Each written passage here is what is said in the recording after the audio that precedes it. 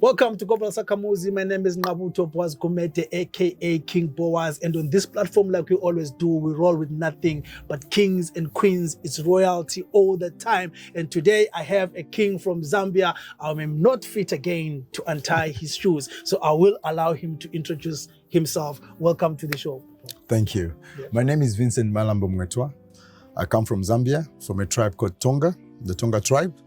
And I've been living in Holland for 15 years now. I've got two beautiful children, Sibi, Sibongile, but here they call her Sibi because they cannot pronounce the name Sibongile. And I have a son, he's 9 years old. His name is Raul Jolwe Mwetwa. Jolwe, which is a Tonga name, which means lucky. And my name is Vincent Malambo, Hambulo Mwetwa. Nice one. Yeah. Sibongile, that's Ndebele, Zulu, Xhosa. How did this name come about? Where did you get, what was the inspiration for Sibongile? The inspiration of Sibongile comes from the side of my mother. Okay. My mother is Tonga, full-time Tonga, but also with Ndebele blood in her, because they migrated from the southern part of Africa to Zambia. So they're more on the Gwembe Valley, which is very close to Zimbabwe and Zambia. So that's where the inspiration of the name Sibongile comes from. So we are from the south. Ah, nice. It's interesting how Africa is one at the end of the day. If we can have all these connections, we can trace them basically from Limpopo to Cairo. And you find that the blood that flows in us somehow we share that unity. So let's talk about your migration, leaving, picking up things and saying, no, let me fly. Let me fly and leave. Let me fly. This place. What was happening? Like, do you remember the moment that led to that point where you're saying, no, let me go and try something out? And was Netherlands your first stop? Fortunately, it wasn't. Fortunately, it was because of love. I fell in love with the Dutch lady. Yeah. She's half Dutch, half Zambian. All right. Yeah, and we had to look who should move. Yeah. Of course, if you want to create a family, we felt that the Netherlands, where she comes from, was a better place to raise our family. Yeah. School and health. That's what I looked at. So those two aspects made me make the decision to say, okay, I'm the one who's going to come to your territory. Yeah. All right. Nice. Yeah. You will let us know the area that you live in, but we've been told that there is it's like a melting pot here. Maybe tell us the name of the place and the type of people that make up this community, and how is life in this part of the Netherlands? The Netherlands is a very interesting country, and I'm so glad and happy to live in a country where people are open-minded, and there's a lot of opportunities, and you also get help from the government with whatever idea that you come across with. They will help you. So the community also, it's a multicultural community, especially in this city, Rotterdam. And that's one thing I love about it, because it's multicultural. You've got all different types of people from different types of walks of life. And because of that, you have the power and the drive to be more creative and to be more knowledgeable and share culture experiences with other people from all over the world. Yeah. All right. So at what point in your life did you decide that art was going to be something that you pursue, something that you live off of? I think as I grew older, I started asking myself a lot of questions, you know, and I remember when I was very young, you'd be very insecure to be African, especially when you're amongst European descendants. But as I grew older, I started to research, I started to read more, and I started to discover myself more. Who am I? I come from Africa. What is Africa like? Why is it Africa? You know, so the more answers that I got, the more I got closer to my roots. And the more I got closer to my roots, the more the gods opened opportunities for me. And the more I tried out different type of arts. I'm a dancer. I'm a percussionist, masquerade. I make masks. I make also candlelights out of wood. Everything that has to do with spirituality. All right. And the art form came when I saw the opportunities. I said, okay, what is it that I can contribute to the community in the Netherlands that they don't know? You know, what is it that I can contribute? So I realized that, say, there's a lot that Africa has to offer on the table. There's a lot. Yeah. So because of my interest in African masks and African traditional dances, African traditional outfits, I was like, okay, if they cannot come to Africa to watch the traditional dances, I'm going to bring it on their doorstep. Yeah. You know, so they don't need to travel. I'm not saying they shouldn't travel, because we need them there to drop the coins. Yeah. You know, but for now, I thought, okay, I can create the bridge. So the whole essence with my activities is to create a bridge between Africa and Europe. All right. So I thought, okay, I'm going to select myself as an ambassador representing Africa through my art to the West.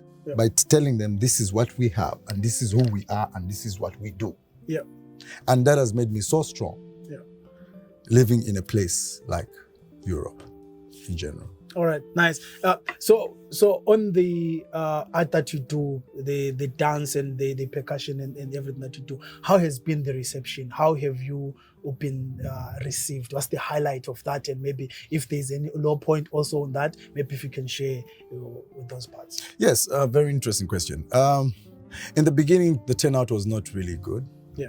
Because maybe it was too much. Yeah. You know. So what I did is I said, okay, I shouldn't go too much into their territory. They should also come too much into my territory. Yeah. So we should meet halfway. Yeah. So what I do is sometimes I use modern music, modern Western music for my performances, such as masquerading in my mask, dancing in my mask and traditional African outfit, using modern music. Yeah. So that way they feel comfortable, because I've taken part of their piece, and I've taken part of my piece and I've put them together. So it balances, becomes like the yin yang.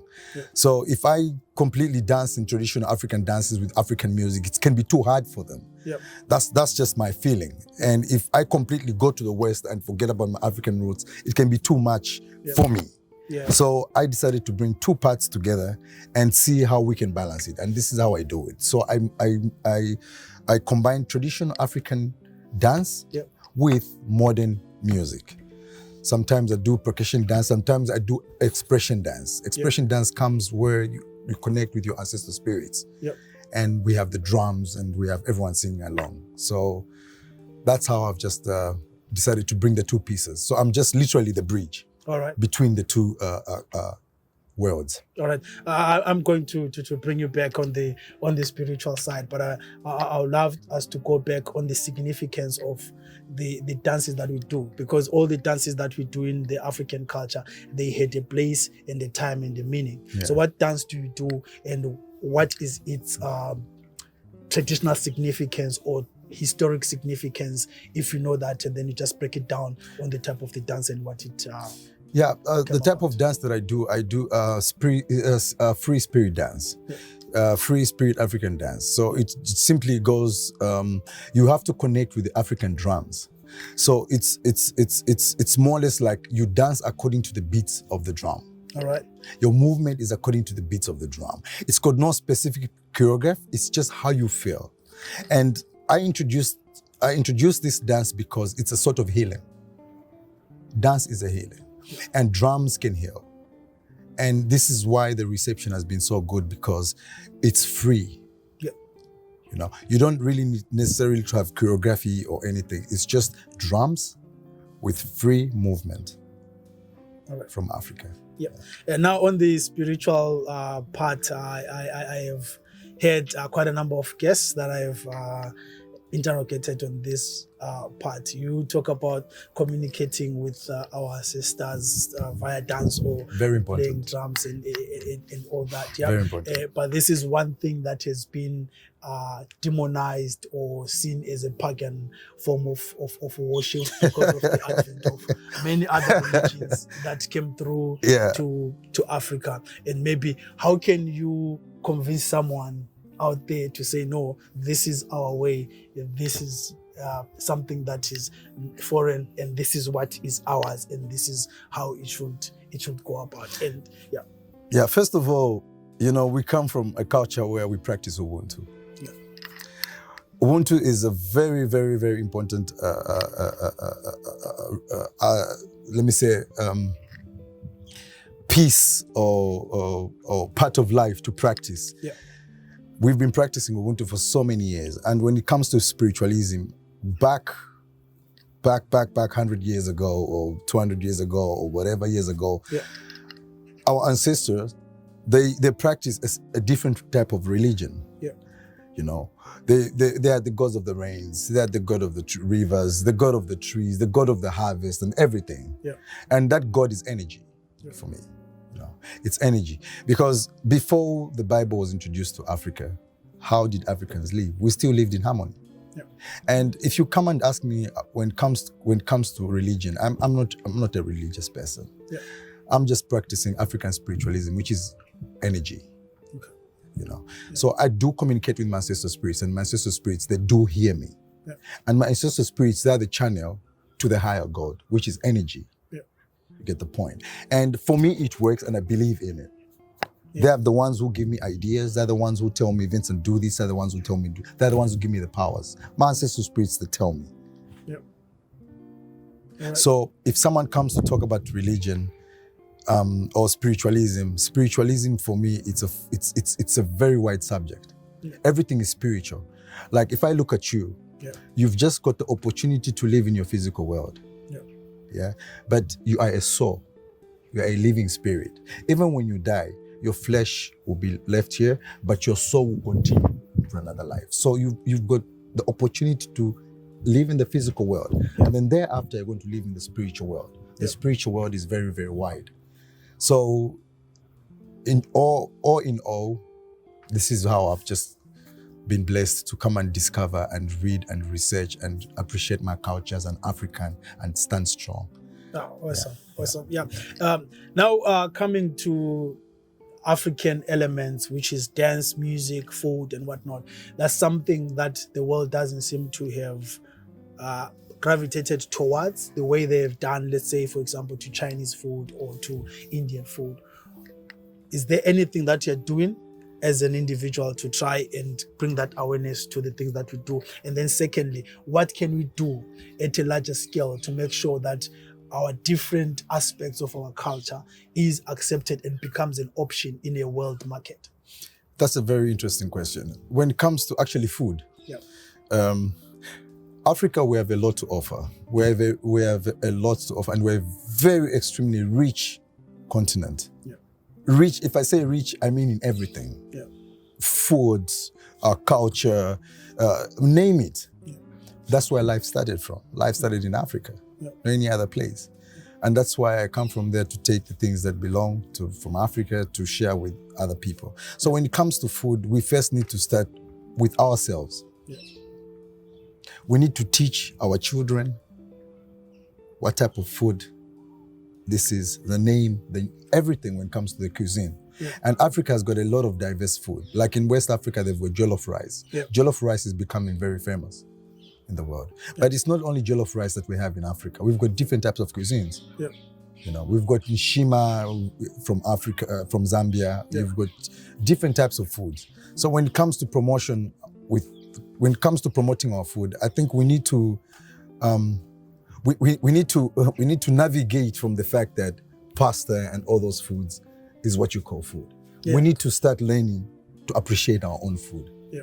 And we can only do that by educating first the young generation, the type of nutrients that are found in our own food. And if we can have our food certified, so the certification can only start from back home to say, okay, this food and this food, this is the cuisine. Yep. It's ABC. We just need structure. Yep. And thereafter we can bring it here. All right. That's how I feel. All right, that's interesting. I hope someone is listening. They can work on that structure to try and then have a way of bringing that food to here. A global stage when we've already accepted those things and they become option to us first, you know. Yeah, and then you do bamboo massage, which is a type of massage. I heard it for the first time today. Yeah. maybe if you can differentiate it from Yeah. everything else, every other massage that is out there, what makes this bamboo special? I understand it's of African origin. Yeah. What makes this bamboo massage special? African baobab massage is typical a wellness healing place. Yeah. And we use music, Yeah. traditional African music, Yeah. instruments, and energy to heal our clients. All right. So we use different types of oils that are coming from Africa. Like, for example, the baobab tree. Yeah. It has got a seed which is loved by elephants. Yeah. So we use instruments, music, and energy to heal our clients. And that's what makes it different from the rest of the massages. Yeah. And in Africa, we've all been connected with energy and spiritual healing from our ancestor spirits. Yeah. Yeah. All right. How is the reception of this massage? How are people taking it up? It's, And are you looking to expand and maybe teach other people so they can be able to heal or reach more Yes, a larger audience? What I did for me is I did a research. I went to Africa. I discovered that actually the massage has been existing for so many years, but hasn't just been talked about by the West. Yeah. You see, and this is where we miss it, because we have a lot of information that on our fingertips, but we don't know, or we haven't yet let it to the world to know. Yeah. For example, rungu massage. Rungu massage comes from Tanzania. Okay. It does exist and has been existing for so many years. Yeah. We've got ukuchina massage. Ukuchina massage, it's a massage where you use water and a towel. Yeah. I'll give you, for example, and this example probably is going to relate to you or to the audiences. Yeah. When you hurt yourself, or when you're playing football, you fall down. You have maybe your leg is swollen. Yeah. Your grandmother would call your grandmother or your aunt, whoever, they would say, "Oh, can you bring some warm water and a towel, and we're gonna try and bring down the swelling." Yeah. That's ukuchina. All right. That's also massaging. Yeah. You know, Yeah. in the Western world, when you hurt yourself and you go to, and they'll give you tablets and everything, they're not going to come with water or towel. No, they won't do that. But we in Africa, we use the traditional method ways of healing. Yeah. You know, that are natural. So, for example, ukuchina massage, it's also a massage where we use water and a towel just to squeeze the whole body, just like a dolphin or you're making a cake. Yeah. And that reception has been very wonderful, because actually African baobab massage is not only African massage that is existing in the Netherlands. All right. It's the only one. Yeah. Even when you Google, you find African traditional massage. Yeah. It's the only one, number one. Yeah. So people like new things. People like something different. There's Swedish, there's Thai. Why can't we not talk about African massage? Yeah. Why should it always be other people? What about us? Yeah. You know, when life started where we are from, and that's what hates me, because life started in Africa. Everything else has been copied. Yeah. Even houses, the upstairs method of building houses started in Africa. Yeah. But here, you see all these upstairs houses. Yeah. Yeah. So everything that has been there is just us to bring it here. So traditional African massage, which is baobab African massage, is a spiritual healing massage, which is used with three methods: music, traditional music, and energy, and instruments. So you've got different types of instruments for different types of massages. You've got the rungu massage, the rungu stick, which you can use for sports massage. You've got the Zambezi massage, which you can use for different types of lymph node drainage when healing a client. Awesome. So, yeah. Yeah. Awesome. Yeah. You talk about different sources of knowledge, on African knowledge. You went and did a research.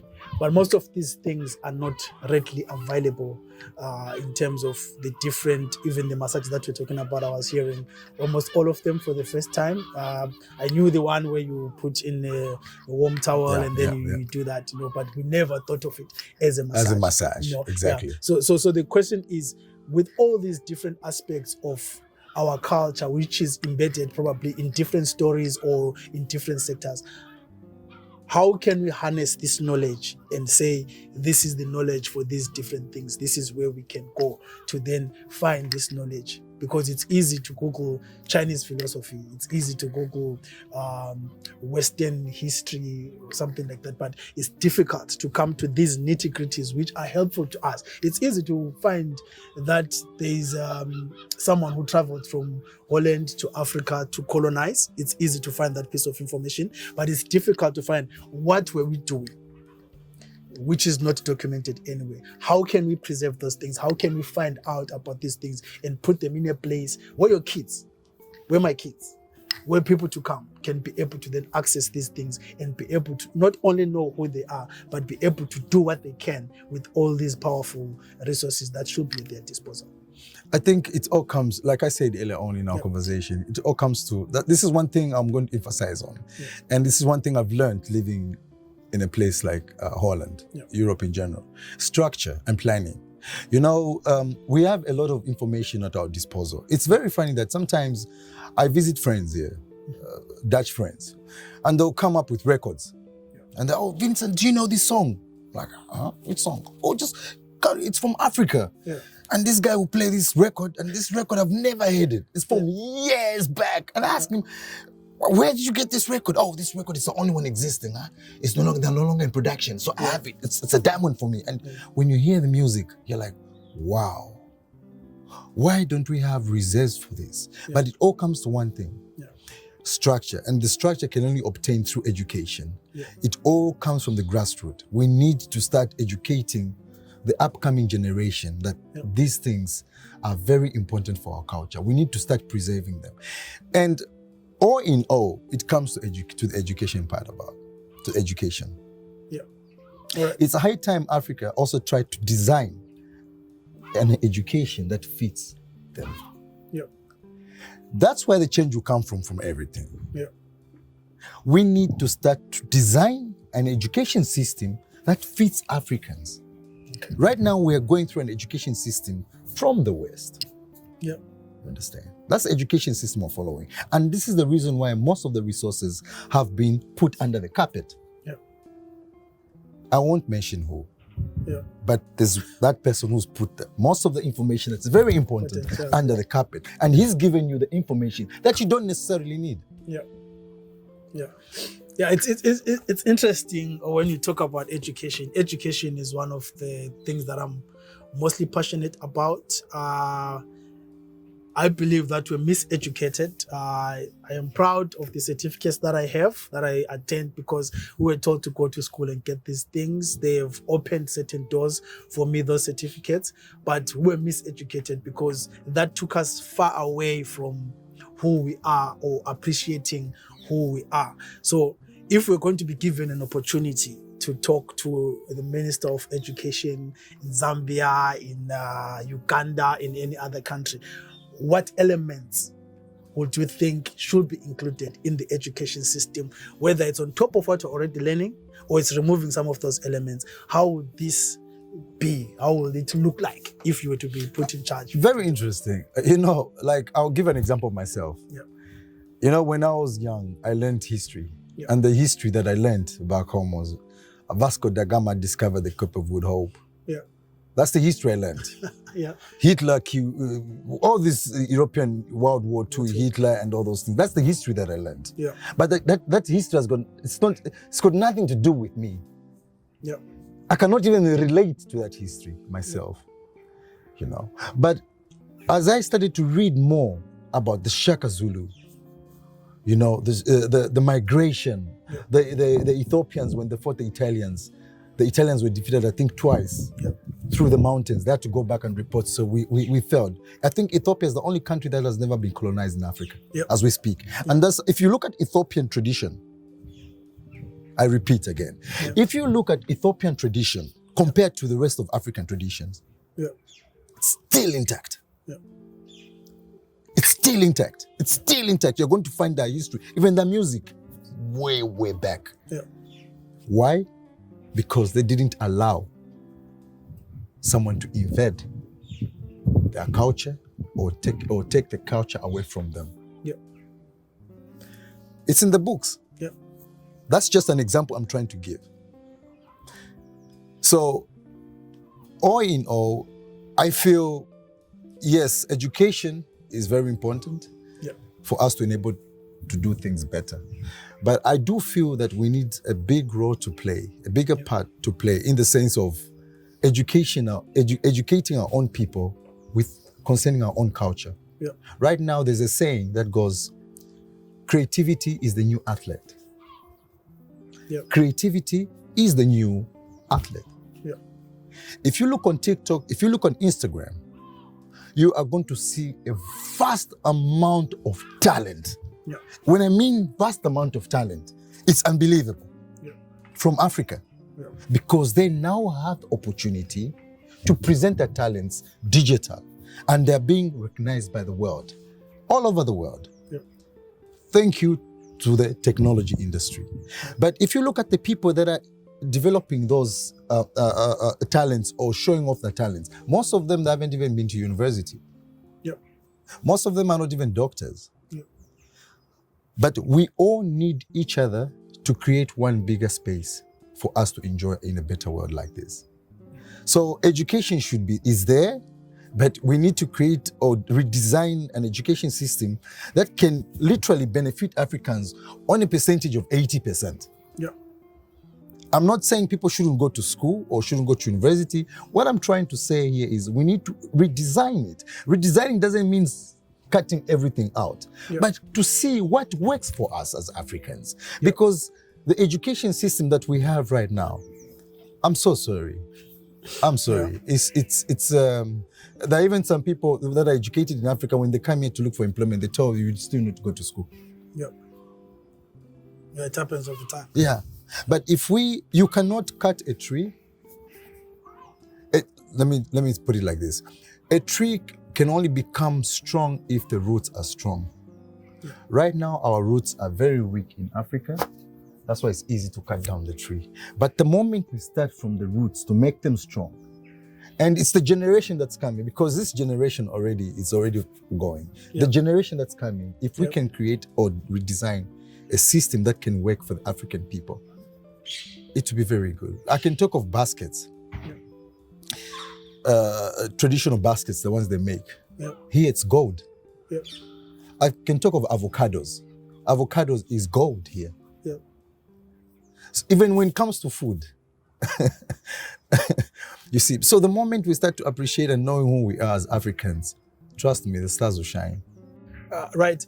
Looking at Africans, we are spread all over the world doing different things. How can we be the custodians of our arts, our culture? I will talk mostly about our art, because I think that is something that hasn't been custodied to the world the way probably we would like it to. We only have probably Amapiano and Afrobeats, which have had this world attention. How can we bring every art aspect to the fore and get it appreciated as people in the diaspora? And what can people back home support this initiative or this idea?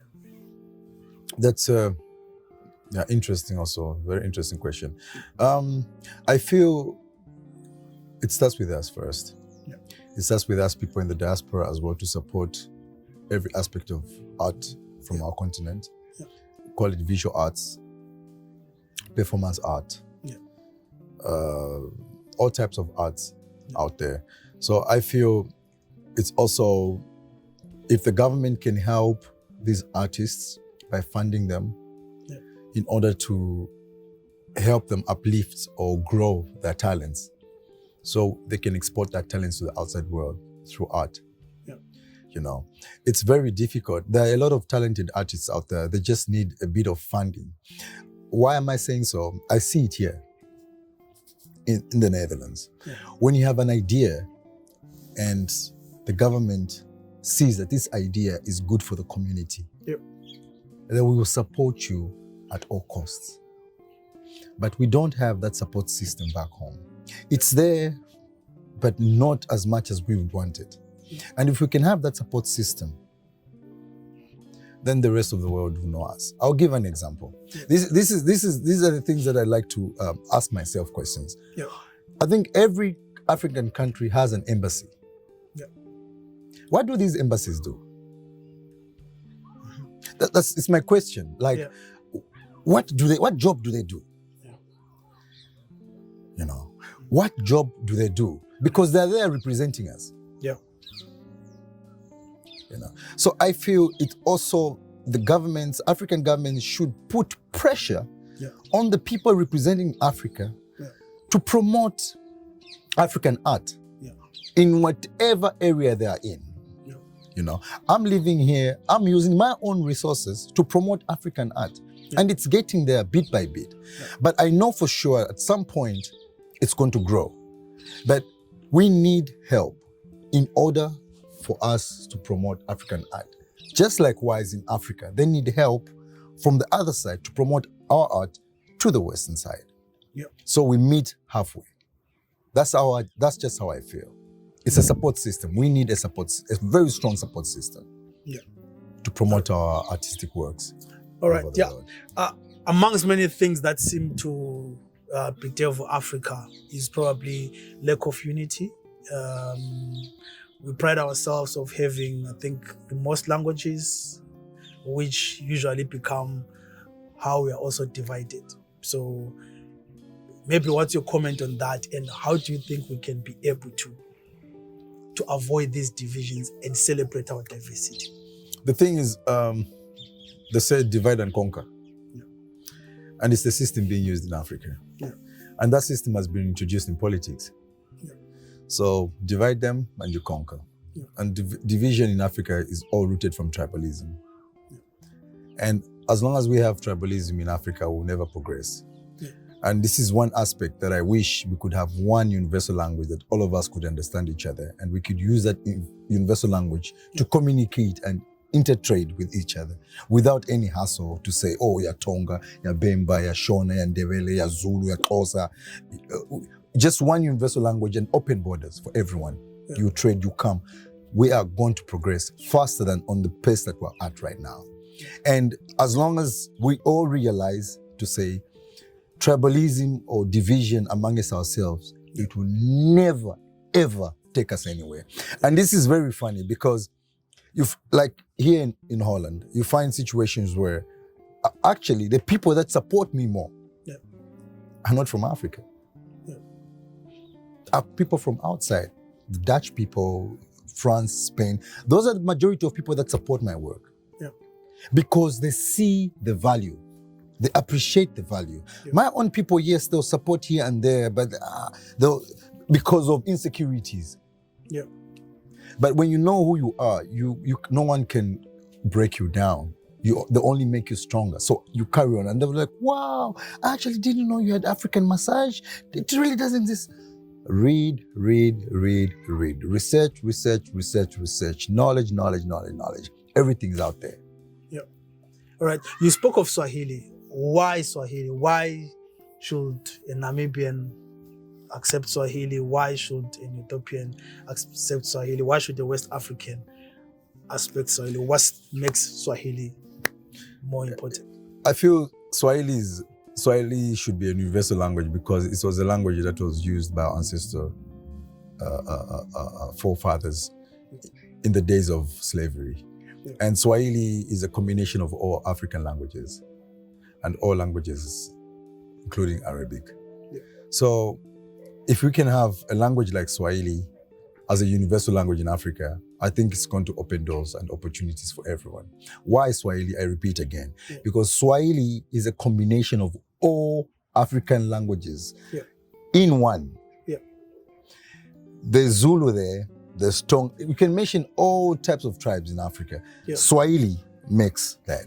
So if we can have that as a universal language, they can introduce it in schools, and the people responsible for creating that system or designing that system can say, you know what, let us have Swahili as a national language for everyone in Africa.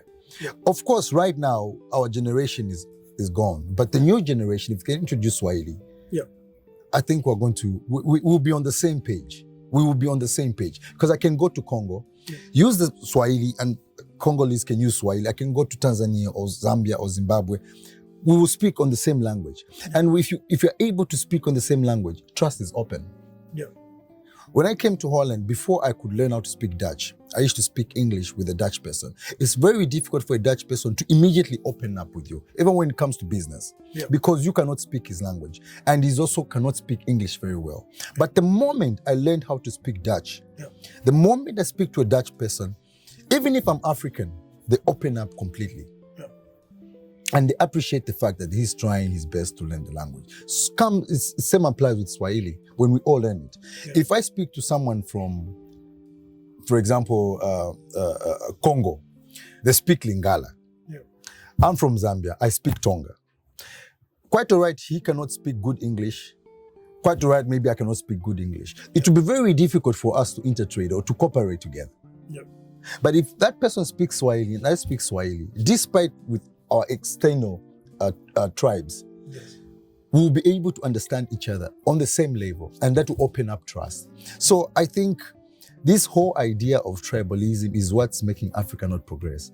And as long as tribalism is there, we will never progress. It will take us for a long time. We'll keep on singing, oh, Africa this, oh, Africa that. We'll keep on singing. Yeah.